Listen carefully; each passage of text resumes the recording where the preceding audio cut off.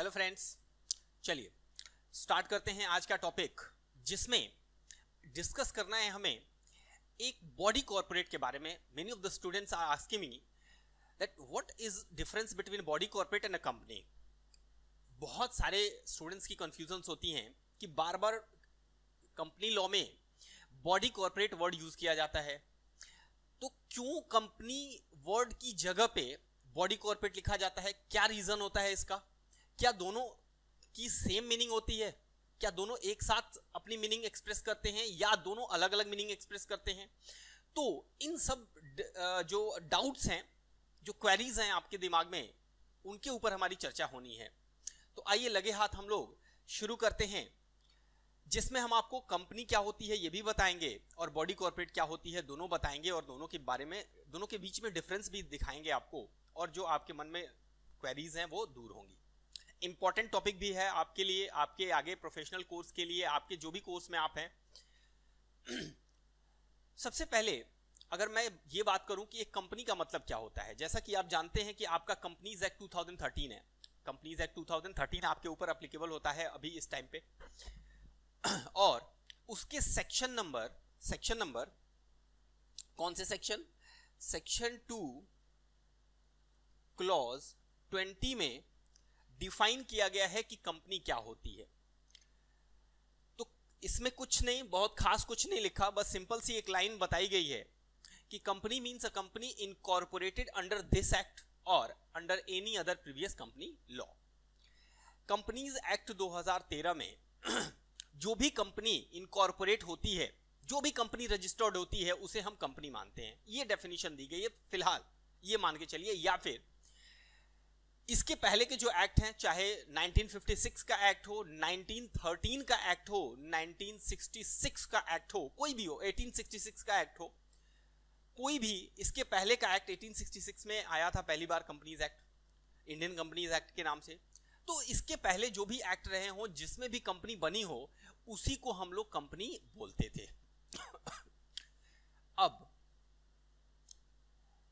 हम आपको एक छोटी सी बात बताना चाहते हैं। छोटी बात यह है कि कंपनी की डेफिनेशन मैंने जो आपको बताई, उसमें एक कंपनी को इंक्लूड नहीं किया गया। कौन सी कंपनी को?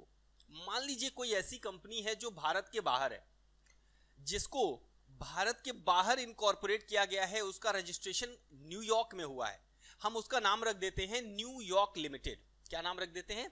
New York limited. अब ये न्यूयॉर्क लिमिटेड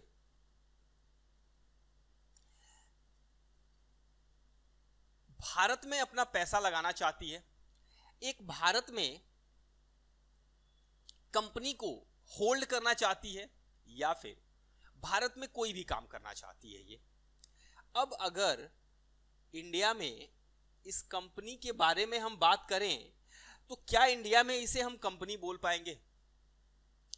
सवाल ही नहीं उठता। आपका दिमाग एक बार हिलेगा कि इसको इंडिया में हम कंपनी, ये न्यूयॉर्क लिमिटेड को इंडिया में हम कंपनी नहीं बोलेंगे। क्यों?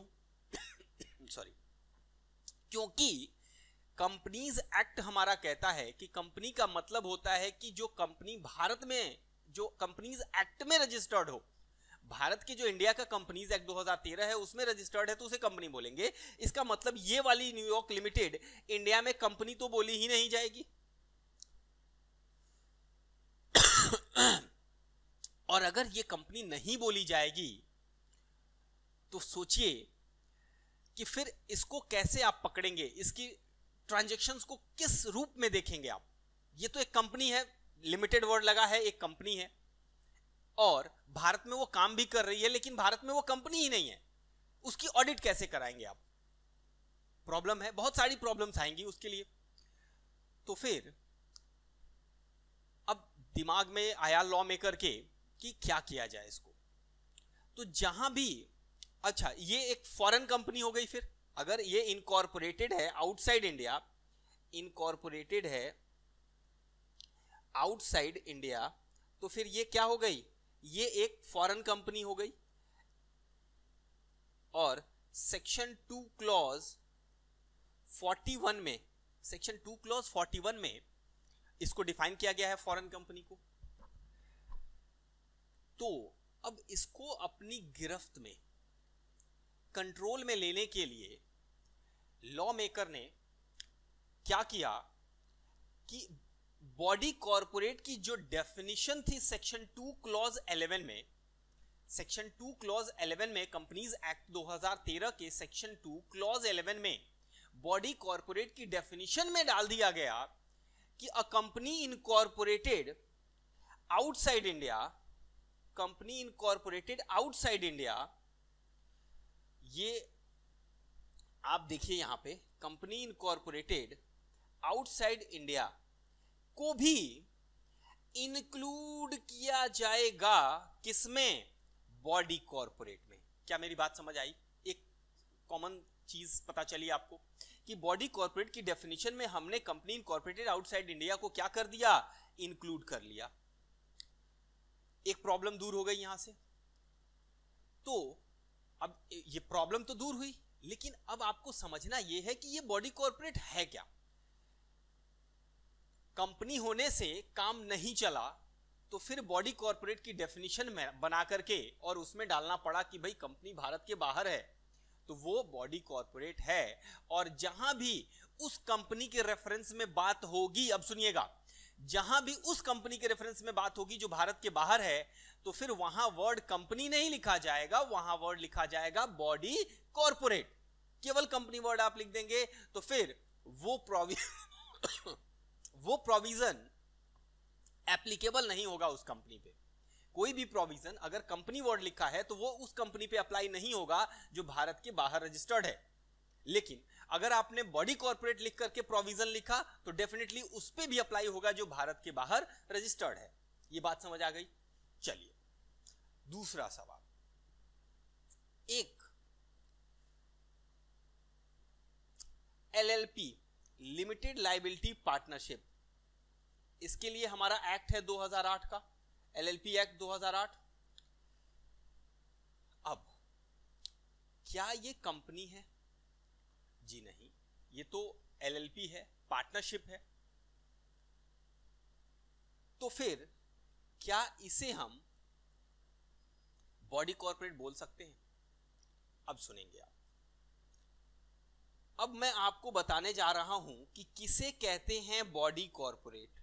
मैं B.C. लिखता हूं, इसका मतलब आप समझेंगे बॉडी कॉर्पोरेट। बॉडी कॉर्पोरेट वो बॉडी होती है, वो कॉर्पोरेट, वो बॉडी जिसके अंदर कुछ गुण हो, जिसके अंदर कुछ गुण हो, कुछ क्वालिटीज हो, इन्हें हम बॉडी कॉर्पोरेट बोलेंगे।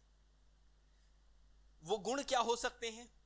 वो आर्टिफिशियल पर्सन हो, आर्टिफिशियल पर्सनालिटी हो उसके अंदर, सेपरेट एंटिटी हो, सेपरेट एंटिटी, मेंबर अलग और वो बॉडी अलग, दोनों में अलग एग्जिस्टेंस हो, दोनों अलग हो, आप जानते हैं बेहतर तरीके से। परपीचुअल सक्सेशन हो।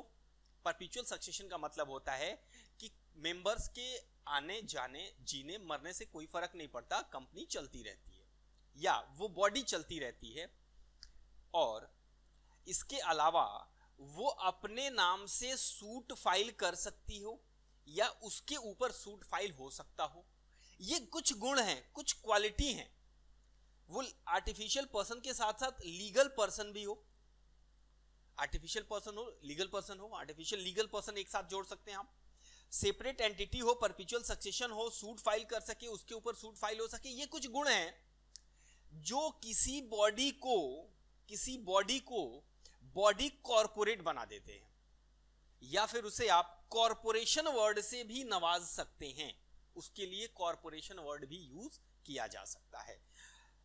अब सवाल यह उठा कि सर, तो कंपनी के साथ अगर इसकी डिफरेंस को देखें, हम कंपनी के साथ इसके डिफरेंस को अगर देखें तो क्या डिफरेंस है? कंपनी में भी तो आर्टिफिशियल पर्सनैलिटी होती है, वो भी एक लीगल पर्सन होती है, उसके अंदर सेपरेट एंटिटी होती है, कंपनी अलग होती है, उसके मेंबर अलग होते हैं। परपेचुअल सक्सेशन कंपनी में भी होता है और सूट फाइल करने का भी अधिकार होता है, कंपनी के ऊपर अलग तरीके से भी सूट फाइल किया जा सकता है। तो क्या कंपनी एक बॉडी कॉर्पोरेट है? जी हां। तो फर्क कहां है? बिल्कुल सही, company is also a body corporate, ये भी एक बॉडी कॉर्पोरेट है। बट केवल कंपनी ही नहीं, कंपनी के साथ साथ कुछ और लोग हैं जिनके पास ये फीचर हैं और वो भी बॉडी कॉर्पोरेट हैं। बट अच्छा वो कौन है? जैसे मैंने अभी नाम लिया एलएलपी, तो ये LLP is also body corporate, इसके अंदर भी ये गुण सॉरी, इसके अंदर भी ये गुण आते हैं, ये क्वालिटीज आती हैं, एलएलपी के अंदर भी ये क्वालिटीज आती हैं। बट क्या एलएलपी कंपनीज एक्ट में रजिस्टर्ड है? क्या एलएलपी कंपनीज एक्ट 2013 में रजिस्टर्ड है? नहीं है। तो एलएलपी एक बॉडी कॉर्पोरेट तो है बट कंपनी नहीं है, because it is not registered under the companies act 2013। Section 2 clause 20 में इसका रजिस्ट्रेशन नहीं हुआ है। क्या आपको डिफरेंस पता चला कि बॉडी कॉर्पोरेट का मतलब, अगर आपको बॉडी कॉर्पोरेट बनना है तो आपके अंदर ये क्वालिटीज होनी चाहिए, ये कैरेक्टरिस्टिक्स होने चाहिए, ये गुण होने चाहिए, और अगर वो गुण हैं तो आप बॉडी कॉर्पोरेट हैं डेफिनेटली। बट आप कंपनी नहीं हो सकते, हर बार आप कंपनी नहीं हो सकते।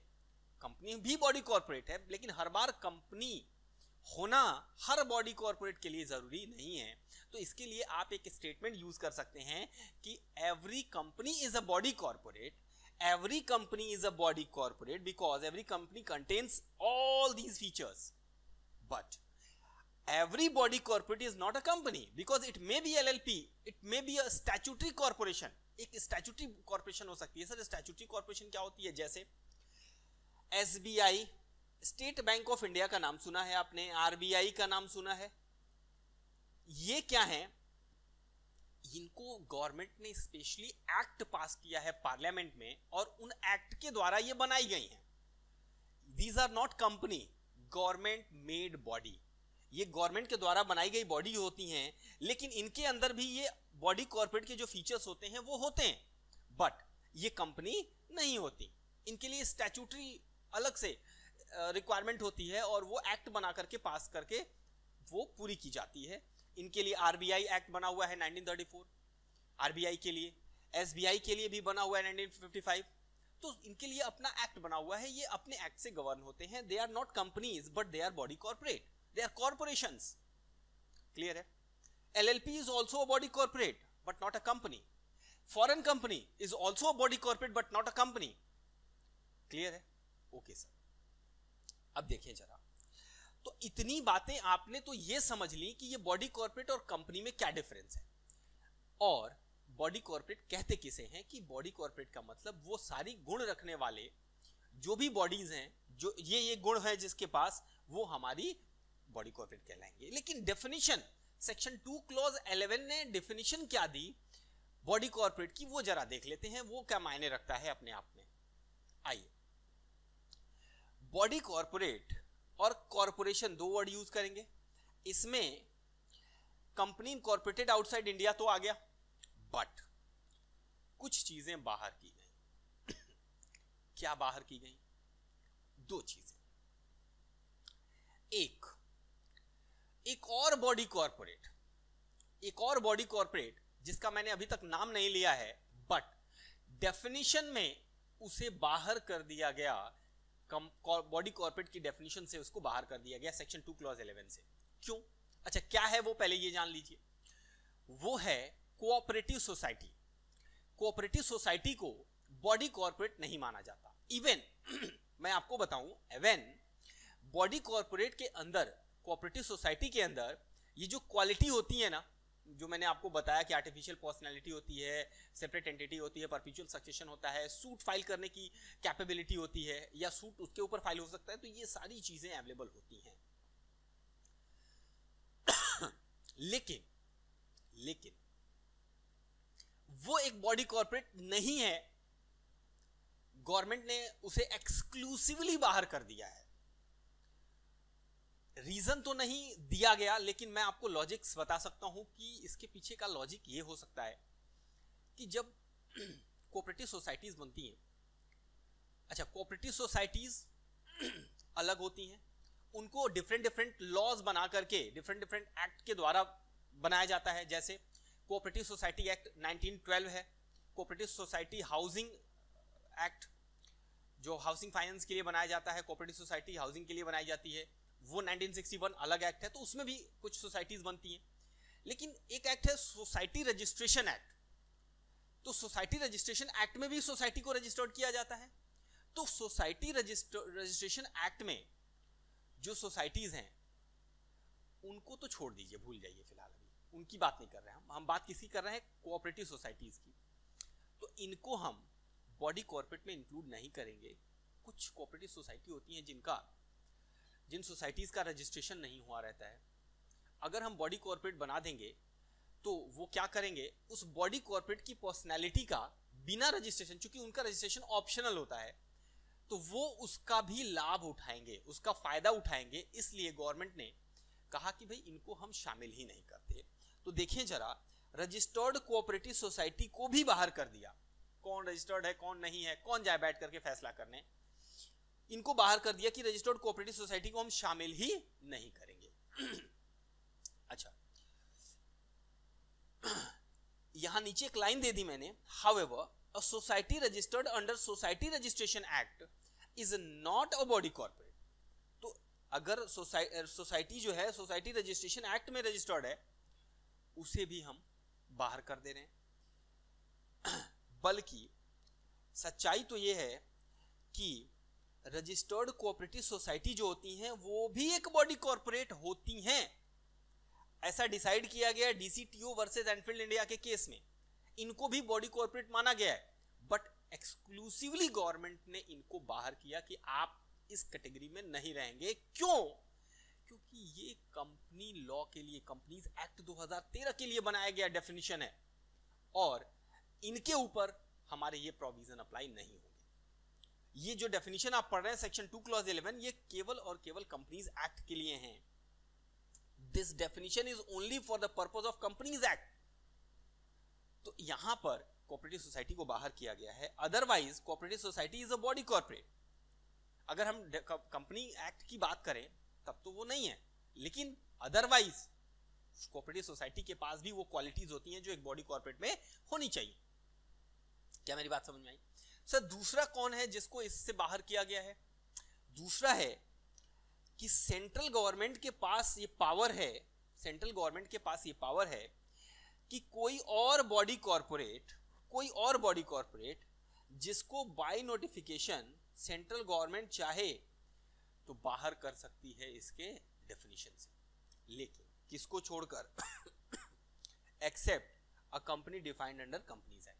तो कंपनीज एक्ट में जो कंपनी डिफाइंड है उनको छोड़ करके कोई और भी बॉडी कॉर्पोरेट है तो by notification in official gazette अगर उनको बाहर किया जा रहा है तो ठीक है, उनको भी इसमें कवर नहीं किया जाएगा। या फिर यूं कह सकते हैं आप कि कंपनीज एक्ट में रजिस्टर्ड कंपनीज को छोड़ करके और कोऑपरेटिव सोसाइटी तो बाहर हो गई, इसके अलावा अगर कोई और बॉडी कॉर्पोरेट है तो उनको इसमें शामिल नहीं करेंगे। बॉडी कॉर्पोरेट की डेफिनेशन सेक्शन 2 क्लॉज 11 के लिए कंपनीज एक्ट में। ये बात समझ में आ गई?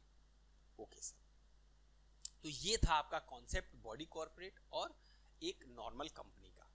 अगर आपने ये बातें समझ ली हैं तो आई होप आपको ये प्रॉब्लम नहीं आएगी और आप ये समझ सकते हैं कि क्यों ये इंपॉर्टेंट है कि कहीं वर्ड लिखा हो बॉडी कॉर्पोरेट तो वो बॉडी कॉर्पोरेट वर्ड यहां वहां क्यों लिखा रहता है, और कहीं लिखा होता है कंपनी तो ये कंपनी केवल क्यों लिखा होता है। ये बात अब आपके समझ में आ जाएगी कि इन दोनों वर्ड्स के लिखे जाने का मतलब क्या होता है।